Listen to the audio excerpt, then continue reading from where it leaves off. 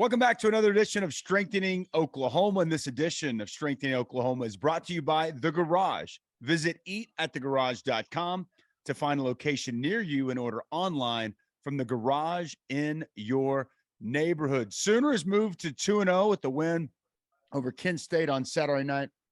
Crowd seemed really good. Those lights were awesome as they were put on display for all of Sooner Nation. Slow start offensively, but they woke up in the third quarter.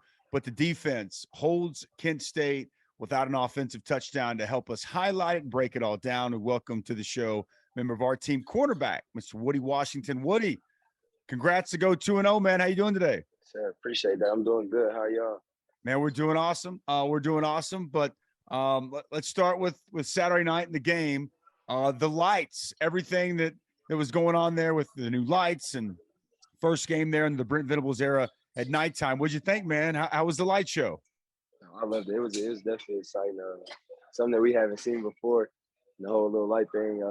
When they cut them off, I forget. I know we were on defense, and they had cut them off for like maybe 20, 30 seconds during a timeout.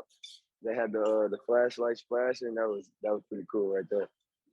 So with the night kick, right? You know, there's been a lot of complaints over the years about 11 a.m. kickoffs and stuff like that. How'd you feel? Is that your preferred kickoff time? You a night kick guy? Yeah, I would say it kind of makes me feel like high school again, like the late night games in high school, kind of Friday night lights. So I definitely like the night games better. Saturday night lights, you and every single fan that I've ever come across. So maybe we can get some more primetime night games. But, you know, defensively, you guys really played sound all night long. How important was it for you guys not to allow Kent State to even, get into the end zone, score a touchdown throughout the course of that game? Was that something you guys were talking about on the sidelines or on the football field? We were just trying to get as many stops as we could. Feel like eventually we knew the offense was eventually going to score the ball. It took longer than we expected to, but they ended up getting in the end zone right before the half, and I think that kind of sparked what we did in the second half. And for the defense, we were just trying to get stops. It wasn't trying to keep them out the end zone or anything like that. I think we just knew what we had to do, and we went out and executed like we should. So first play of the game, right? They take a deep shot, and we knew going into the game, Dante Cephas was their go-to guy at wide receiver. So they come after you on the first play of the game. What goes through your head when a team kind of targets you like that at the very start of the game, man? I was definitely expecting it. Like you said, that was their go-to guy, and I knew he was one of the top receivers on that team. So I was kind of expecting it. I didn't think it was going to be the first play of the game, but I was definitely expecting it sometime that drive. And I mean, I was ready for it. I believe the release he gave me kind of messed me up a little bit because he inside released me and tried to stack me right away. And usually when you get a fade route, it's an outside release. And it was a little different release, but I ended up getting back in a good position. Probably should have got called for a hold, but hey, they didn't call it. Whoa! Hey, don't do that. Don't incriminate yourself. No. Don't do that. No, of course. Hey, of course. But, it was good. It was good play. It was good play. You're just being definitely. physical. That's what you say when you hold a guy when you're a corner. I was just being physical. I appreciate the honesty, but it's not needed. It's not needed. Of course. Hey, so with that being said, first play of the game, they take their shot at you. You're already on notice. You're already amped up for the game. But does that get you even more maybe into it and say, oh, man, they might be coming at me all game? Like just mentality-wise, when the first play comes right at you, does that change anything, or what does that do for you, right there from Jump Street? Oh, yeah, definitely. It definitely changed my mentality a little bit. Like, I feel like they're going to throw more at me because, like I said, he kind of got on top of me a little bit. Kind of felt like I was beat, but, I mean, I ended up getting in a good position. So, like, even if it was a catchable ball, I was in a good enough position to get the ball out. But, yeah, it definitely made me feel that way. And I would say, like I said, a couple of drives later, they tried to do the same thing and it had the same result, and then they kind of stopped going at me after that. But, yeah, it definitely kind of changed my mentality. Yeah, that I'm sure that's motivating in a weird way, right? When you can tell, hey, they're trying to take some shots. But so when you guys went back and you watched the film, right? What did y'all feel y'all did best defensively against Kent State? Because really, I mean, they didn't have much success moving the football, and maybe the most effective thing they did was their quarterback Schlee would just take off with his legs. So what did you guys feel you did the best in this game? I would just say executed the game plan. We knew that, like we said, you knew they were going to try to throw the ball deep, and we knew they had a running quarterback. So we really got in a lot more man stuff rather than trying to play zones, just so we could try to shut the receivers down. And I think we did a good job of doing that on both sides, field and boundary. And then the linebackers did a great job at stopping the run. That's what I was going to say. The negative So, yeah, plays. They never really got the run started, so they didn't have a choice but to try to pass, and they couldn't do that either. So, because like I said, the D line was getting to him super quick, so it was forcing him to scramble around. So. That's what's up. There you go. Paying some credit to that defensive line, man. We like that. We like always, that up there. Always. 14 tackles for loss, though. Like, how much fun is that to watch on film? Danny Stutzman just all over the field. All over the place. Defensive line making plays. Like, though that's not you necessarily, they insert some of the DBs in those run fits and some blitzes. But how much fun is that for you to watch those guys up front having all that success on the other side of the football? I say it's definitely fun for me because it makes my job a lot easier. I don't have to cover for as long. And even when they are running the ball, like I said, if we stop the run, they're going to have no choice but to throw it. And if they're not blocking on the run, what makes you think they're going to be able to block us on the pass rush? So it's kind of the same thing. And it was pretty good. I love watching stuff like that, though.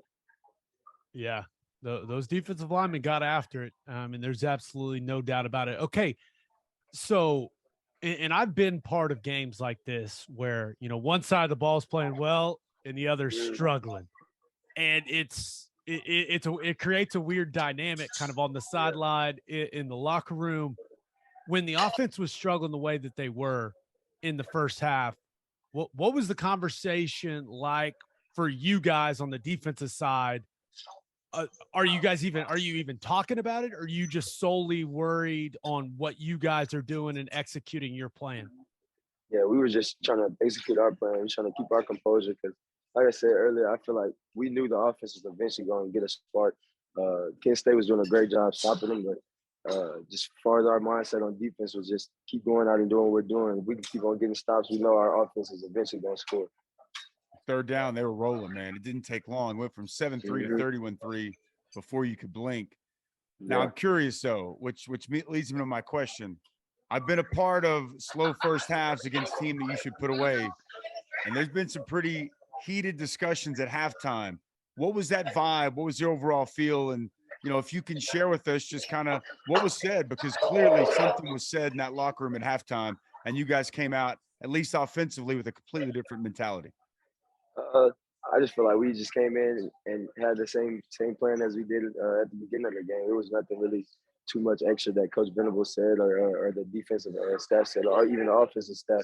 Like I said, we just knew that eventually once they got something started, they was going to change the whole spark of the game, and it did that. It did exactly that. Yeah. No, it was I'm sure there was a spirited offensive discussion there with just that group of guys during the half. But okay, another big play in the game, and the game was well in hand at this point with how well you guys were playing defensively, but a couple of your fellow defensive backs, right? Jaden Davis, Billy Bowman forcing that fumble. How cool was it to see a couple of the guys in your room with you make a play like that? It was definitely exciting because it's not a play you see often from our defense. Like last year, we didn't really have plays like that. So for us to go out and be able to do things like that, and even Justin Harrington's pick later in the game, we always try to force turnovers, and that was definitely a good one. There was one earlier tip ball where it looked like Justin could have gotten his hands on it. I saw you talking to him. I saw you telling him, "Hey man, come on, man, get that pick." It looked to me like. Go ahead. I was about to say, we were in like a cover two concept. I got hands on the receiver, so it kind of threw the timing off. And I guess when he thought the ball was there, he ended up dropping it because he thought he was going to hit him. And Justin wasn't nowhere near close to him. I was like, just catch the ball. He didn't even try to tackle him or anything. He just fell on his face. I was just like, you got to catch that. So I barely watched. I didn't watch a whole lot of it on TV version. I watched the bulk of it on like the coach's tape on the Mhm. film. And so, I can't tell everything that's going on, but it looked to me like you're more vocal out there. I saw several times where you're having conversations, maybe after a play, talking through some coverages, maybe just is that accurate? Like it seems like you're taking a bigger ownership role from a Mhm. leadership perspective. And it seems like you've got a really good feel for what's expected within this defense. Yeah, definitely. I try to talk as much as I can while I'm on the field, whether it's getting a call to a safety or even just me seeing a concept that I think the offense is going to run, just alerting whatever they might, whatever formation they may be in or personnel that they have on the field. Say it always helps. So, and I try to learn everybody's job. So I know what the wheel linebacker is doing beside me, and I know what the free safety is doing from to the field. I know what the strong safety and the cheetah is doing to me. So just knowing everybody's job. Oh, What's look, up, we've got Bill? a Billy Bowman appearance. Now, okay, so guys are playing well defensively, right? 2 games in a row, doing a really, really good job. What's the confidence like as a group, like at the defense as a whole? Like, can you feel it growing? Can you feel you guys, getting more confident in what you guys are doing because you're seeing these types of results early in the season? Yeah, I definitely. I feel like confidence is at an all-time high right now, especially leaving a Kent State offense at 3 points. That's definitely impressive. Just knowing that they're an offensive team and they're a real explosive team, and for us to just hold them to 3 points like that, I know the defense is definitely confident, and if we just keep playing the way that we're playing, we're gonna have a great year. I'm totally with that. Well, on to the next game, as they say. 2 good games for you guys so far to start, but you're only as good as your next game, really. And you guys have Nebraska coming up next. Just early on scout. I mean, just kind of your thoughts. Saw this team in Norman a season ago, but any initial thoughts here? Kind of kick this week off with the Nebraska Cornhuskers. Definitely. I feel like we're gonna have to go out and execute on defense like we did last week. They're a really explosive offensive team. They're gonna take shots, and they got a real good running back that's gonna run the ball well, and he's gonna catch things out the backfield. So, we just gotta go out and execute just like we did this week, and whatever game plan that coach has for us, we just gotta go out and play our hardest. This may be a dumb question because I know he's at a new school. I know he's in a different scheme, but is there any type of advantage or anything you can gain from playing Casey Thompson before, when he was at Texas? Does that factor in any way, or is it all, hey, we're only focused on the Nebraska stuff? Or is there any advantage you can gain from that? I didn't really get to play. I didn't play against him last year because I was hurt during that Texas game. But just me watching the game and seeing him, he's definitely going to use his feet to make plays out of nothing, and he's going to go out and scramble out the pocket and throw balls down the field. I think his first read is going to be to throw the ball. He's not much of a real scrambling quarterback like a Lamar Jackson. They got design runs for him and things like that, but I feel like he's definitely going to use his feet and try to make plays. No question. Yeah, he moves around to find throwing windows and to throw the football. He can run, but I'm completely with you. He wants to throw it first. Big news out of Lincoln from the weekend as they lose and start 1-2, and Scott Frost is out. How do you guys guard against their record, their lack of success they've had really in these first 3 games, and now moving on to a new coach as Mickey Joseph moves in as the interim? Is there any discussion or any way that you guard against maybe not taking this opponent lightly? Yeah, definitely. We're just gonna go attack it, just like any other opponent. That's like really our mindset. That's how we come in at each meeting and each practice. We just go up with an attack mindset, knowing that anything can happen any given week. So we just go out and execute as good as we can. So, well, we'll get to the fan questions next, but I do have a question. You're a guy, you're from Tennessee, right? Nebraska hadn't been in the Big 12 in quite some time, right? They left when I was still playing. Yeah. Do you even know about OU Nebraska, the history, anything? Do you know any of that stuff? No, I don't know any of the history. I mean, I've seen a few games, like just throwback games like that, but I don't know much about the history of the game. It's one of the great rivalries in all of college football, man. Game of the century back Yeah. in the day, like it's a big darn deal. I'm gonna tell you this, man. I had a chance to play in that stadium not once but twice. That fan base is legit, and so Mm-hmm. it's a really cool, really special place. And when you go on the road in a place like that you know is going to likely be a sellout, there's going to be a lot of passion, a lot of energy with you guys coming to town. What does that do for you, just mentality wise? Whenever you're going to go on the road, hostile environment, you know, how do you try to use that as a strength, maybe instead of as a disadvantage? Me playing, I just like to play in big games. So I think when I play in big games, it kind of gives me a spark, and I kind of feel like I play better in those bigger moments. Uh, and I just always been like that. Whenever it's a big game, I just try to rise to the occasion. Well, I can't wait because regardless what the records are, anytime Oklahoma and Nebraska's on the field together, it is a big game. Time to get some fan questions in here. Fan questions brought to you by Love's Travel Stops. Visit loves.com for more information on the nation's leading travel stop network that's headquartered right here in the great state of Oklahoma. Josh Smith chimes in first.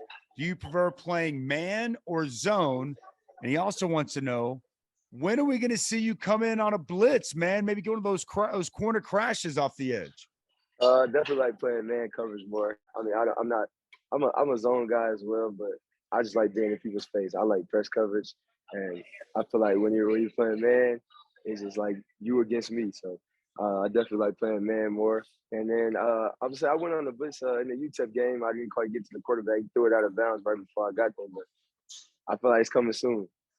Yeah, just hey, when you get your shot, don't miss now. Hey, Yeah, no, yeah, you saw what the kid from Texas did. How Bryce yeah, Young got away from him. Don't be ended up on a highlight like that. Justin nah, Harrington, too. You got to get on your boy, man. When he comes clean yeah, like that off the edge, man, he's got to get him down. definitely. I would say you gotta take that upfield shoulder. I like it. Hey, there's the little Yeah. technical talk. All right, this other fan question comes from Buddy Jones. He says, "Yeah, since the season is here, is there as much tackling in practice as there was in fall camp?" Yeah, definitely. We tackle. I know for at least the corners. I don't know about everybody else's drills, but we tackle every day, almost damn near every day. I would say we tackle on Tuesdays. We tackle like we have a live tackling drill, and then on Wednesdays we do like just like little wrap up drills. But we tackle like twice, maybe 3 times a day, every Tuesday and Wednesday. So I know the corners are definitely working on our tackle. I love it, Coach man. Vlad, physical guy. He talks about is violence, so he definitely got to work on that. Is Coach Valai? Yeah, because you're right. I mean, that dude knows where the weight room is. Is he ever like, hey, come lift with me? Do you want any of those problems with the man? Because it seems like that's all he does is lift. Man, no, he don't ever make us do anything like that. But I would say most times on Tuesday and Wednesdays we do. I know at least speaking for the corners group, we always get a workout in after practice. Schmitty will have some just like a couple of lifts set up for us when we get out of practice. We got 30 minutes after practice to go in there and lift. So we always get in there and try to work on something. You got to get swole on, man. You got to stay in shape and keep everything going even throughout the course of the season. Well, man, congrats on the good start. Best of luck this weekend on the road at Lincoln, Nebraska. We'll be watching, man. Look forward to talking to you again next month. Good luck this week. Yes, sir. Appreciate it. All right, there you go. Thanks to Woody for joining us. And now it's time for me and my man Gabe to break it down. All right, let's break it down. And the breakdown brought to you by the Oklahoma Proton Center. It's one of the top cancer centers in the region using state-of-the-art proton therapy. Oklahoma Proton Center, more than a cure, quality of life. 33-3, the Sooners get the victory against Kent State. Was a slow start offensively, but it was a good defensive performance for Oklahoma. No touchdowns for a Kent State offense. It was number 3 in rushing a season ago. Kind of reference there with Woody, quarterback run game just a little bit. But overall, man, I thought the defense stepped up, played really well. A couple of times on third down, I'd like to see them get some stops, especially there was one 3rd and long where they were able to hit a shot on the sidelines. Actually, a really good throw by Schlee right there on the sidelines. Coverage was good. He just made a play, but really impressed as a kind of reference with Woody, Gabe, with the way up front. I thought Isaiah Coe, Jeffrey Johnson, I thought they played excellent in the middle, both rushing the passer. We saw Coe in that first possession, get a nice pressure, get a sack. But I just changing the line of scrimmage and allowing a guy like Danny Stutzman, our guy, wow, was he all over the place? 14 TFLs as a team. Danny gets 4 of those. I just love the fact that this defense continues to play on the other side of the football, to be aggressive, to penetrate and be disruptive all throughout the course of that game. Yeah, you can tell. I mean, they're really starting to get more comfortable in the scheme, and there's a long way to go, right? I mean, they're gonna make some mistakes here and there, but the thing that I've been really, really impressed by is there do not appear to be many busts, just straight up busts. Yeah.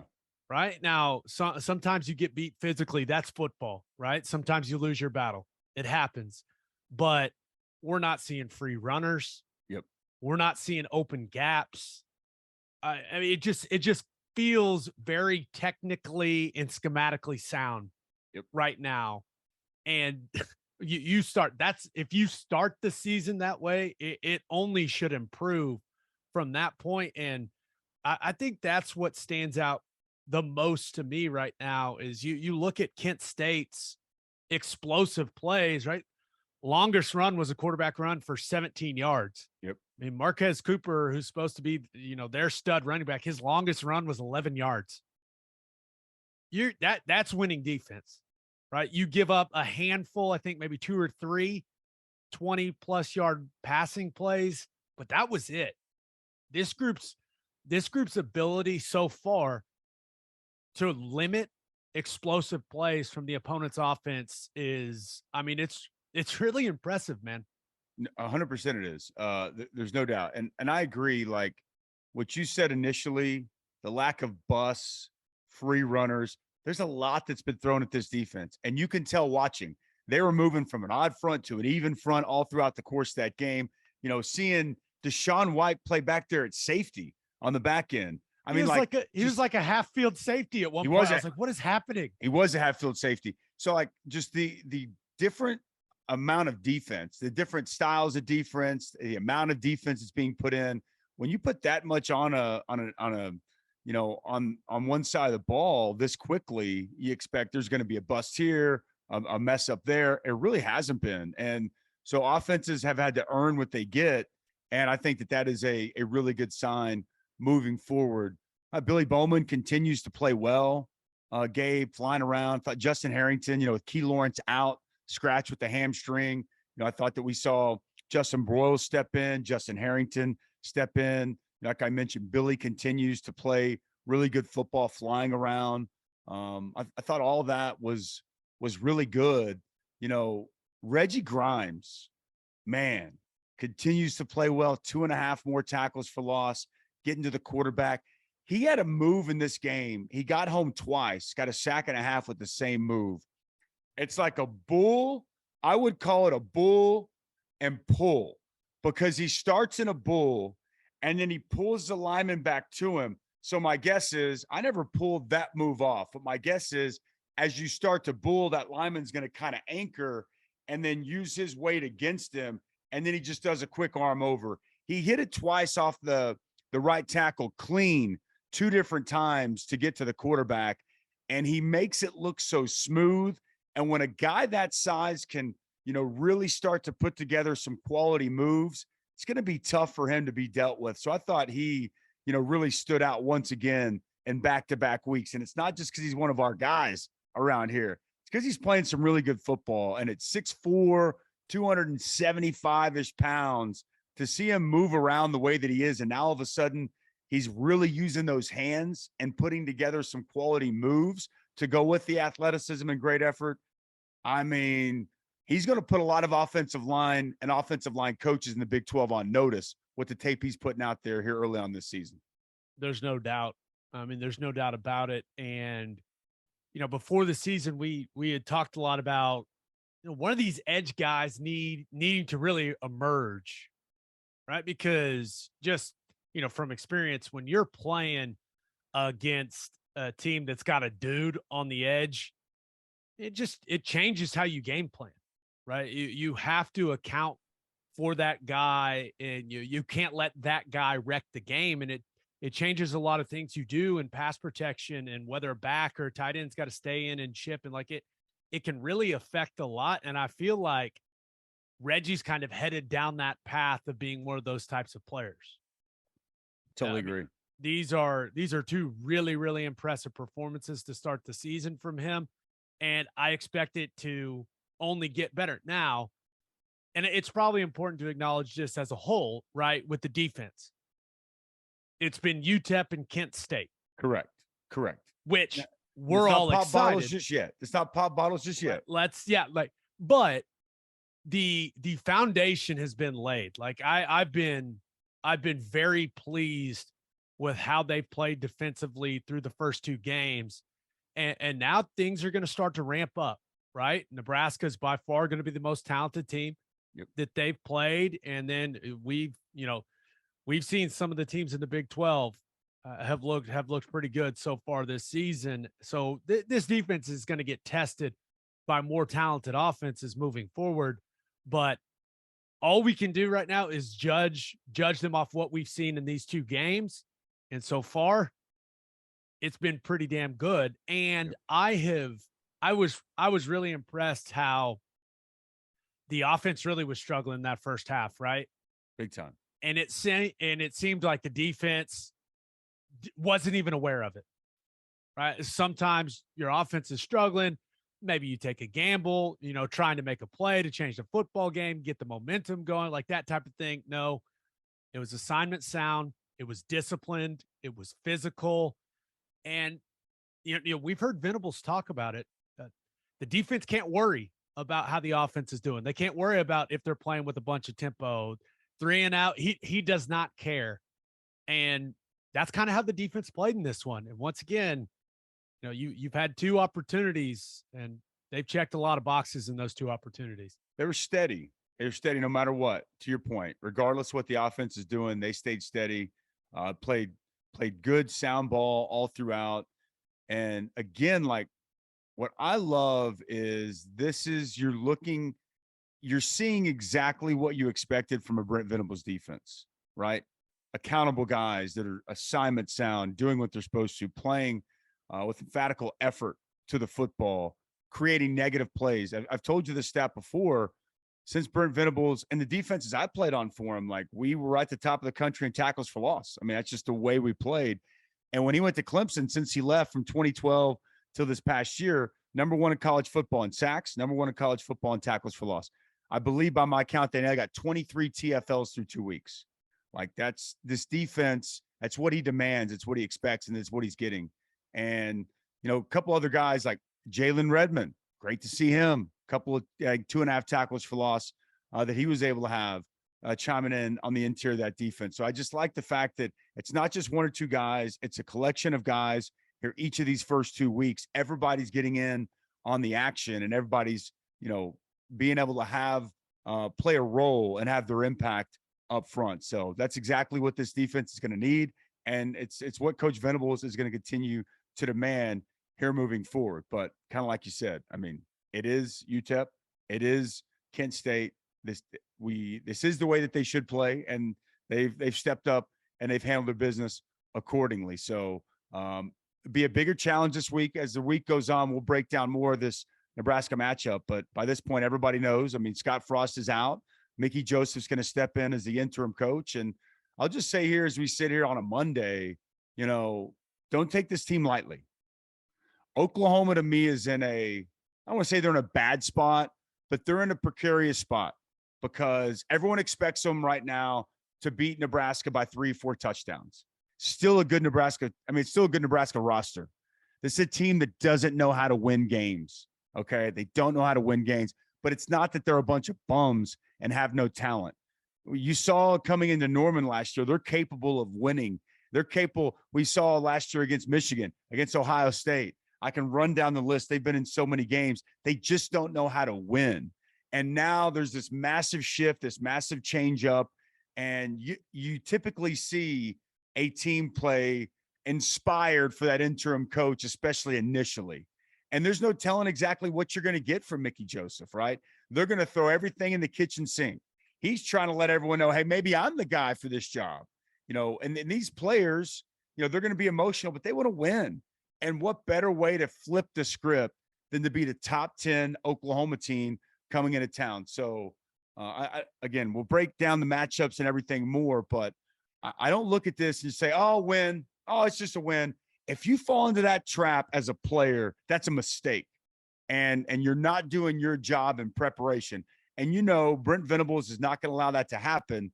But I would just urge all of these guys not to fall victim and fall into the trap of thinking this is a bad Nebraska football team. They've got no chance, new coach, everything. We got this. This is nothing. And I don't think that they will, but I would caution anyone, fans included, don't fall into that trap. Right. And I think, and I know Alabama ended up pulling out that game in Austin, but going into a hostile environment, it's not easy. Right. And OU hasn't been to Lincoln. We haven't been there since 2009, my redshirt year. I think that's right. That place is going to be rocking. Yep. And it's not going to be easy. It's going to be hard to communicate. There are going to be a lot of challenges, and it's by far the most talented team you've played up to this point. So, yeah, this Oklahoma team need a great week of preparation, need to continue to carry themselves with the same focus, the same demeanor that we've seen through them. Got to iron some things out offensively, especially along the offensive line. Up front. Yeah. And if they can do that, I think they'll be just fine against Nebraska. But yeah, it's certainly not going to be a game that's as easy as a lot of people think it's going to be. No, it's not. And we'll have throughout the course of the week to break it down and discuss all that. In the end, it's a 33-3 victory against Kent State. Slow start for the offense. Boy, they woke up. You saw the explosiveness. You saw what they're capable of there in that third quarter. You need to see it for 4 quarters. But the defense, that's exactly what they gave you. Second straight quality appearance for that side of the ball to limit that offense to 3 points. You're doing a lot of things correctly. So I can't wait to see exactly how they take what they saw in the film, they grow from it, and continue to try to expand and get better throughout the course of the season. Also, from what I was told, I was not there. My 10-year-old son did go to the game, and I talked to a lot of people that were. Sounds like the lights, the LED lights was a big hit. People really liked it. I was told that, especially when a shout out to the student section, I was told the student section was challenged, that they stayed, they were loud. And from what I was told, it was a really good atmosphere, especially in that third quarter there inside Memorial Stadium. So credit to the fans. Sounds like they brought it. Brent Venables been challenging them, been telling them, they're in this thing too. They're a part of this entire thing. And it sure sounds like it was a cool atmosphere and a great scene there inside the stadium on Saturday night. Absolutely. Everyone loves flashing lights. I mean, come on, man. Yeah, who doesn't? Absolutely. Great addition. It sounds, and just hearing Woody talk about it, sounds like the players enjoy it. Yeah. So that's another thing. Fans seem to love it. Players seem to love it. Looks great on television, right? So yeah, it seems like the initial review of the LED lighting, the new LED lighting system, all thumbs up from what I could tell. Thumbs up indeed. Thanks to Muse Growth Strategies for continuing to help us spread the word about strengthening Oklahoma. Speaking of thumbs up, how about 2 thumbs up for our great subscribers and what you guys do? You are the fuel that makes this engine go. Man, we can't tell you how much we appreciate and we thank you. You really are making an impact in strengthening Oklahoma. You're making an impact in all of these players' lives. And for that, we appreciate you. We thank you. And we'll see you again next time right here on Strengthening Oklahoma.